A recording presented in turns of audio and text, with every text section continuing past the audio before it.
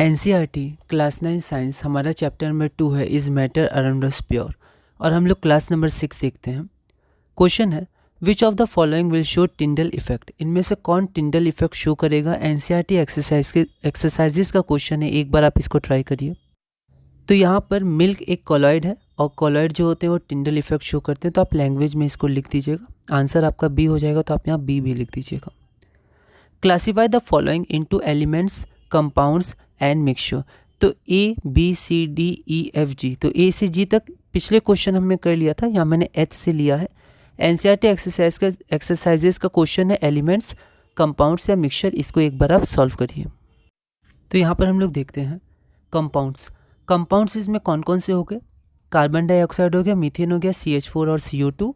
उसके बाद एलिमेंट्स इसमें कोई नहीं है। तो यहाँ पर हम लोग अब मिक्सचर देखते हैं, तो कोल, एयर, सोप और ब्लड। तो यहाँ पर कंपाउंड्स हो गया कार्बन डाइऑक्साइड और मीथेन, और मिक्सचर कोल, एयर, सोप और ब्लड।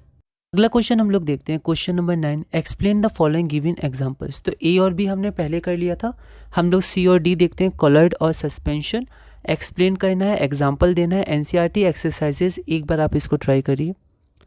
तो यहाँ पर हम लोग देखते हैं कॉलॉइड क्या होता है। A colloid is a heterogeneous mixture in which the size of solid particles lies between the size of solution and suspension.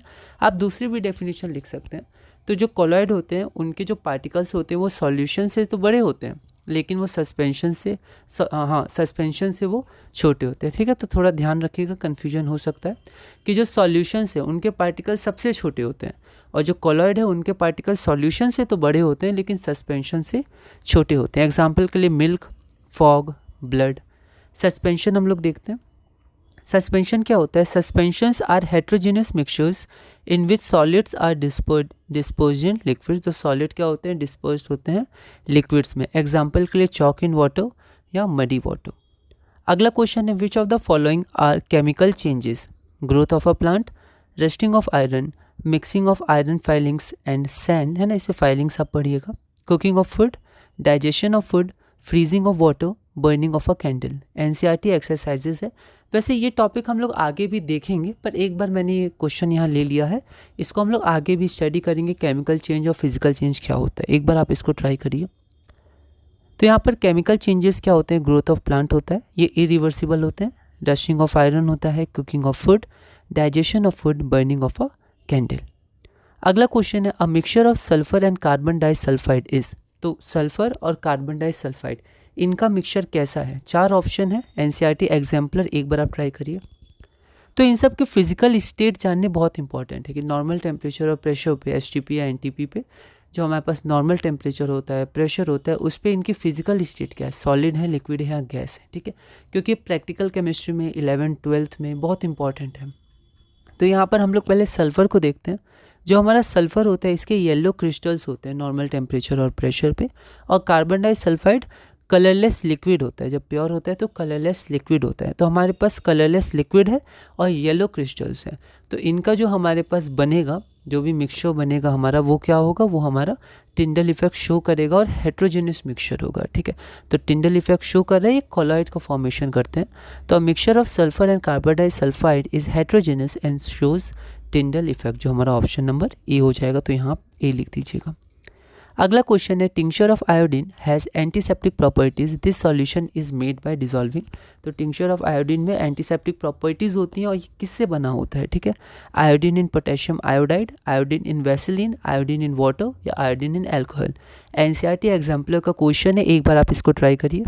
तो यहाँ पर ध्यान रखना है, एनसीईआरटी में दिया भी हुआ है tincture of iodine, iodine in alcohol का सॉल्यूशन होता है। तो tincture of iodine is a solution made by dissolving iodine in alcohol, option number D. तो इन सब का प्रोनाउंसिएशन भी आप ध्यान रखिएगा। अगला क्वेश्चन है which of the following are homogeneous in nature. NCERT exemplar का क्वेश्चन है ice, wood, soil and air. तो आपका ऑप्शन ये है ABCD। तो आपको बताना है इनमें से कौन होमोजेनियस इन नेचर होता है, मतलब होमोजेनियस सॉल्यूशन या होमोजेनियस मिक्सचर होता है, कौन होता है ये। तो यहाँ पर हम लोग देखते हैं कि जो हमारा आइस हो गया, ठीक है, वुड हो गया, सॉइल हो गया, एयर हो गया। तो इसमें हमारा एयर हो जाएगा होमोजेनियस मिक्सचर, और एक हमारे एक आइस हो जाएगा, मतलब होमोजेनियस। वैसे आइस हमारा एक कंपाउंड है, ठीक है, तो वो मिक्सचर नहीं है, पर वो होमोजेनियस होता है। ठीक है, तो आइस हो गया और हमारे पास एयर हो गया, तो 1 एंड 4। एयर हमारा मिक्सचर है, लेकिन आइस हमारा क्या है, प्योर सब्सटेंस है, H2O एक कंपाउंड है वो। तो हम लोग देखते हैं ice and air are homogeneous in nature, यहाँ से होमोजेनियस पूछा है तो ऑप्शन नंबर सी। तो इसी के साथ हमने क्लास नंबर 6 पूरा किया। इसमें हमने कुछ बेसिक क्वेश्चंस देखे, जो टॉपिक्स अभी हमने स्टडी किया है। केमिकल चेंज और फिजिकल चेंज वाला हम लोग देखेंगे, उसके और भी इंपॉर्टेंट क्वेश्चंस है, उसको भी हम लोग करेंगे। तो क्लास नंबर 7 हम लोग अब देखेंगे अगली वीडियो में।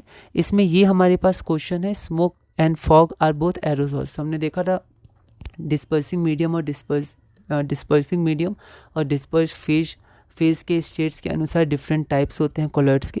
तो स्मोक और फॉग आप देखिएगा टेबल में दोनों एरोसॉल्स होते हैं, तो फिर दोनों में अंतर क्या होता है, in what way are they different. तो इस वीडियो में हमने क्लास नंबर 6 पूरा किया और क्वेश्चन नंबर 13 तक किया।